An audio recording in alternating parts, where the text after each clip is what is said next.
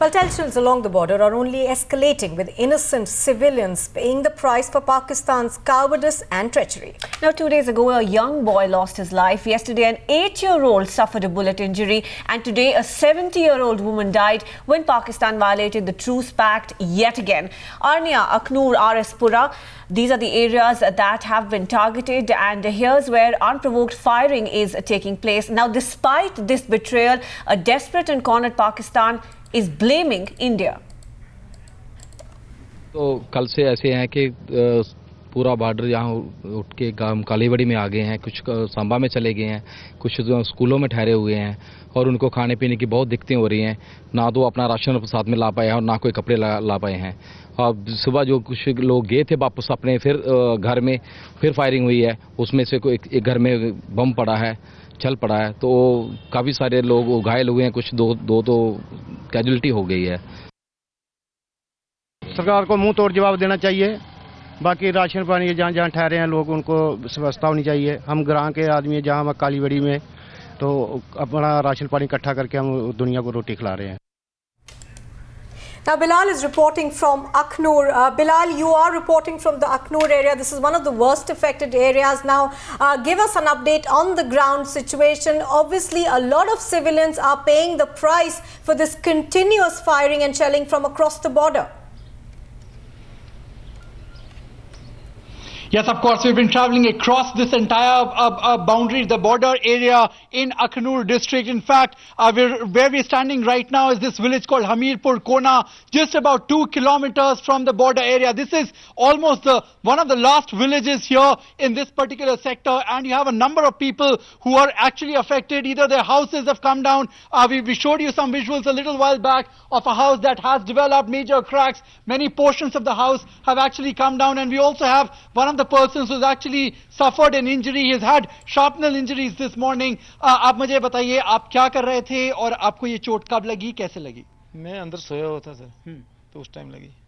मुझे बताइए कि कब से शेलिंग चल रही थी और फिर आपको कब पता चला, और आपको क्या लग रहा था कि मुझ पे भी हमला हो सकता है, आपको भी इंजरी हो सकती है? किस तरह की तैयारी आप कर रहे थे? सर, रात को पहले जब हम लोग कोई 8 बजे तकरीबन फायर स्टार्ट हुआ था, कोई 8:30 बजे मुझे लगी थी। अच्छा, ये आपको रात को ही लग गई थी? सुबह 5 बजे तक फायरिंग चली, आपने तब तक क्या किया, कहाँ रहे आप?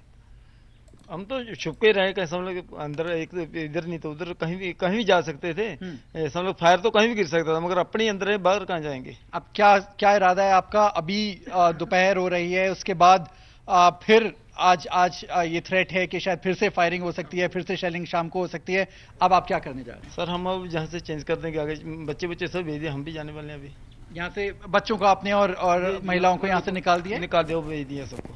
अच्छा, अब ये और मुझे बताइए, अब आपकी क्या उम्मीद, क्या है, मांग क्या है? अब क्या करेंगे? आपको पता है सीज़फायर वायलेशन पाकिस्तान की तरफ से हो रहा है, ऐसे में आप अपना अब क्या देखते हैं future?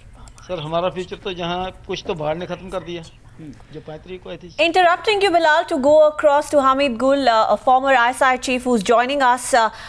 Mr. Gul, why the betrayal? These ceasefire violations, this unprovoked firing along the international border and the LOC started on the Eid Eve, and we're looking this time at the intention to target civilian areas. Hello.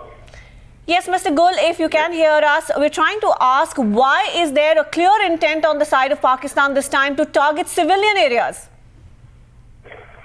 No, we have not targeted. You are targeting us. The Indians are targeting us. Their forces are, and this has become a practice with them. If you remember, long time back, the Indian airspace was violated by the Hunter aircraft of Indian Air Force, and it was on the East day. And they were chased out at that time because they were fired at, but I think one of them was damaged, and because it was a shallow penetration, but nonetheless it was a penetration and easy day. So it's become a sort of habit with the Indians to start pounding Pakistani territory. Now, this is not line of control that they've been pounding for the last so many years and so many days. It is the working boundary. That means it is an assault on Pakistani soil itself. It's Mr. not Gul, while we understand that you are looking back at history and talking about when in the past this has happened, but the point is that India has made several peace gestures towards you. We have seen a clear intention on the Pakistani side. In fact, October 1 is the date when you started firing on the international border. Just to update you, today about 2 innocent women have been killed in the Samba sector. 5 people were having their breakfast in the morning when suddenly a shell from the Pakistani side dropped on their house. Look, the point is that it's not line of control that Indians are attacking. This is Pakistani territory. It's the Sialkot sector, which has been incessantly under attack from their guns and from their small arms. People have been killed. We have had 8 casualties so far, and I think Mr. Gul, what you're referring to is retaliatory fire, but India has not targeted civilian areas. On the other hand, we're looking at Pakistani Rangers really leading the attack from Pakistan's side, and we're looking at Pakistan Army's mortar shells being found 4 to 5 kilometers inside Indian territory, and this has happened over the past 3 to 4 days. So the intent to target civilian areas on the part of Pakistan is extremely clear. Well, the point is that escalation does play. Local commanders, occasionally, when they get worked up, they create. But I think it is a policy that Mr. Narendra Modi called off the talks at Czechia on the 25th of August. They were scheduled. And India is trying to browbeat us. Now, this is not wrong. We will not be taken down like that. I would say that this is a nonsensical policy, but I would say that it is a very unreasonable policy that India is embarked upon, and it is time that they should come down to senses if they have been given a pat on the back. Mr. Gul, I'd just like to remind you that India actually did want to go ahead with those talks.